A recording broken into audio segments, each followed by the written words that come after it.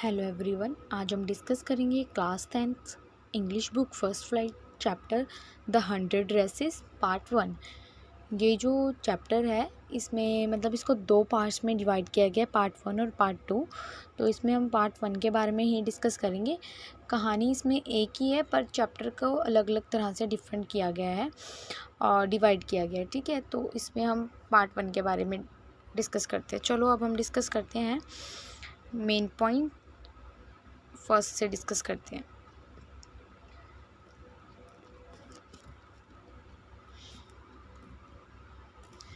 The 100 dress is a story about a Polish girl, Wanda Petroxi.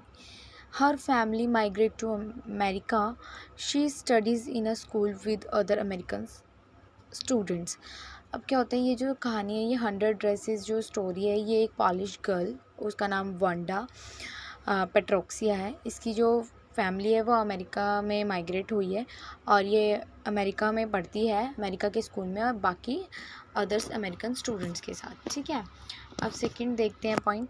She belong to a very poor family, और ये काफ़ी गरीब family से belong करती है। She is always quite and she wears same felt blue dress to school every day. It was clean but not properly iron. वो कहते हैं कि इसमें अब जो वांडा है वो बहुत पुअर फैमिली से बिलोंग करती है। वो बहुत ज़्यादा चुप रहती है और वो कपड़े तो बहुत ज़्यादा साफ़ डालती है, पर वो सेम ही कलर के मतलब ड्रेस डालती है, ब्लू ड्रेस डालती है डेली। वो क्लीन तो होती है पर वो प्रॉपरली आयरन नहीं होती है।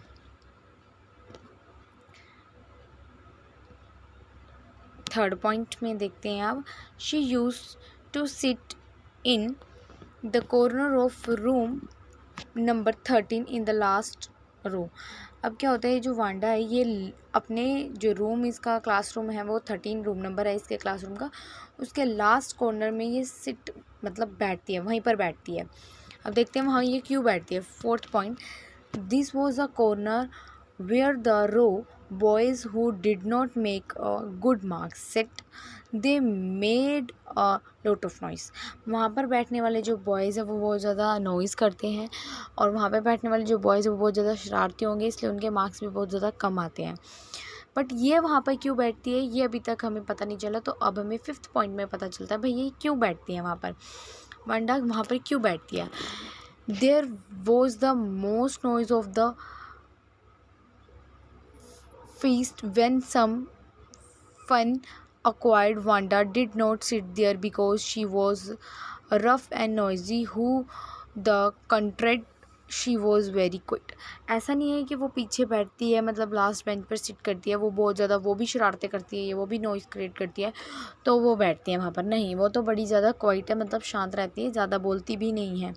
और सारे के सारे बच्चे जो हैं वो वांडा का क्या करते रहते हैं, मजाक बनाते रहते हैं, इसलिए भी वो बेचारी पीछे बैठती है। अब हम देखते हैं कि 6 में पॉइंट में क्या कहते हैं। But she came on foot from the Boggins Heights areas and brought a lot of dirt with her shoes. और वो मेन रीज़न ये है वो पीछे क्यों बैठती है अपनी क्लास में। वो इसलिए बैठती है क्योंकि जिस एरिया से वो अपने घर से स्कूल आती है वो काफ़ी डर्टी और मिट्टी वाला एरिया होता है, जिसकी वजह से वो उसके जो शूज़ होते हैं उससे भर जाते हैं, इसलिए वो पीछे जाके लास्ट बेंच में सिट करती है। उसके बाद आता है, ये मेन रीज़न था कि क्यों बैठती है। अब 7th पॉइंट देखिए। She was an introverted girl and did not speak much in the class. 2 girls from her class, Peggy and Maddy, often talk to her and made fun of हर।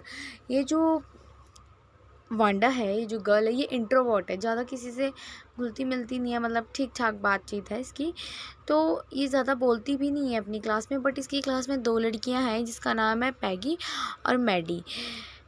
तो ये दोनों क्या करती हैं, इसके साथ बात करते करते क्या करती हैं, इसका मजाक बनाती रहती हैं दोनों की दोनों। तो 8 पॉइंट देखते हैं।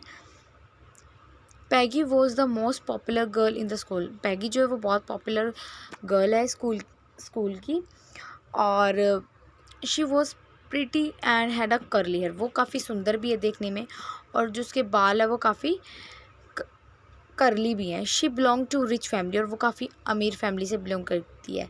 She had many pretty clothes, और वो क्या करती है, अच्छे प्रीटी क्लोथ्स भी डालती है।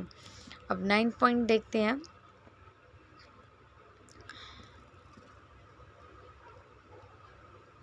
The students in Wanda class found her name funny. अब जो उसके स्टूडेंट्स हैं, वांडा की जो क्लास के जो स्टूडेंट्स हैं, वो क्या करते हैं, उसके जो नाम है ना उसका फ़न बनाते रहते हैं, फ़नी नाम वांडा ऐसे करके इसका मजाक बनाते हैं। The surrounded her in a school yard, Peggy made fun of Wanda's and ask her how many dress.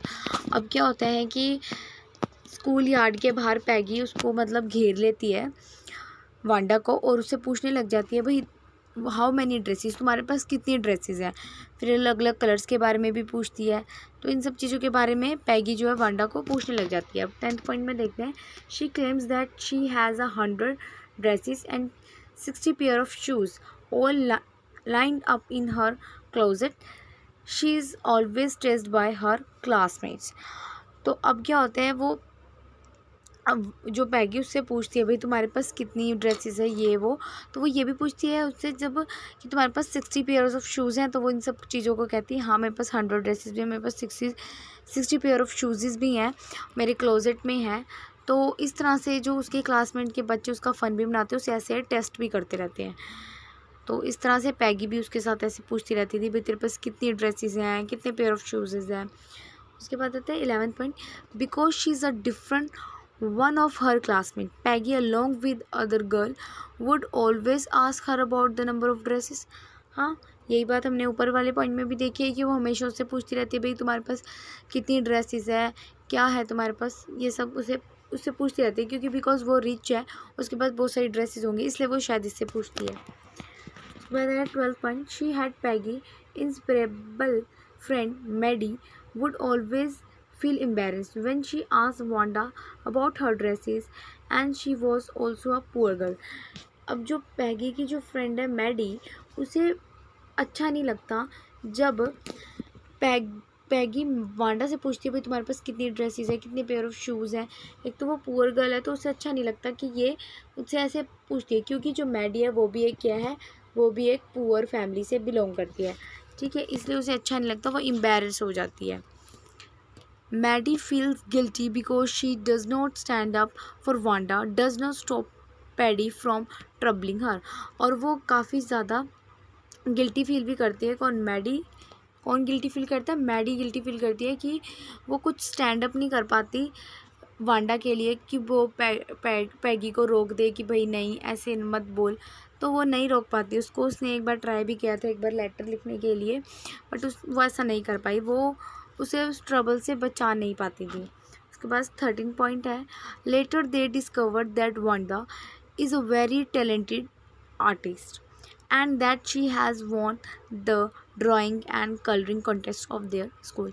अब देखो क्या होता है, एक दिन ऐसा हो जाता है कि ये जो वांडा है वो मतलब मंडे को भी नहीं स्कूल आती है, ट्यूसडे को भी नहीं आती है, वेडनेसडे को भी नहीं आती है। तो मंडे ट्यूसडे को वेडनेसडे को जब नहीं आती है, तो वो एक तो लास्ट बेंच में बैठती थी, किसी को कोई फ़र्क नहीं पड़ा। बट जब वेडनेसडे को उन्होंने देखा पैगी और मैडी ने कि 3 दिन हो गए हैं वांडा स्कूल नहीं आ रही है, तो उन्होंने इसको नोटिस करना शुरू किया। और फिर उसके बाद क्या होता है, आज का जो दिन था उस दिन इनकी जो टीचर थी उन्होंने अनाउंस करना था जो इनकी ड्राइंग का जो भी कंपटीशन था उसके लिए, आर्टिस्ट कंपटीशन था, तो उसका रिज़ल्ट अनाउंस करना था। तो उस दिन उसकी टीचर ने जब रिज़ल्ट अनाउंस किया तब भी वांडा क्लास में नहीं थी, मतलब वो स्कूल में नहीं आई थी। तो उस दिन क्या होता है, later they discover that Wanda is a very talented artist and that she has won a drawing and coloring contest of their school। और उसकी जो टीचर है वो उसको मतलब अनाउंस करती है वांडा का नाम लेके कि बहुत अच्छी टैलेंटेड आर्टिस्ट है और इसने ड्रीमिंग कंपटीशन में जो है ये जीत गई है, जो भी ड्राइंग कंपटीशन था उसमें ये जीत गई है। उसके बाद देखते हैं 14 point. She said that all the 100 design of dresses has been made by one girl. और जो अब उन्होंने देखा कि भाई यहाँ पर जो है 100 ड्रेसेस के डिज़ाइन लगे हुए थे, तो उनकी टीचर ने जब अनाउंस किया था कि जितने भी 100 ड्रेसेस हैं ये सारी की सारी किसी ने एक ने ही डिज़ाइन की हैं। और वो कौन है? वांडा है, उसका नाम क्या है? वांडा है। और उसी ने ये जो है कंपटीशन को क्या है, जीता है। तो वांडा पेट्रोक्सी ने ही इस कंपटीशन को जीता है, इनकी टीचर ने इसको अनाउंस किया था। फिर उसके बाद जो पैगी और मैडी थी, वो उसकी जो 100 ड्रेसेस थी उसकी पेंटिंग जो भी ड्राइंग की थी उसको देख के वो काफ़ी अप्रिशिएट करते हैं उसको कि हाँ बहुत अच्छा बनाया है ऐसे। तो अभी तो इस पार्ट में सिर्फ इतना ही था, इसका जो नेक्स्ट पार्ट होगा उसके आगे इसकी कंटिन्यू वाली जो स्टोरी है वो पता चलेगी आपको। तो अभी इसमें इतना ही था। तो अगर आपको इन सब की PDF चाहिए होगी तो आप मुझे कमेंट कर सकते हैं, और वीडियो को लाइक शेयर सब्सक्राइब ज़रूर कर देना।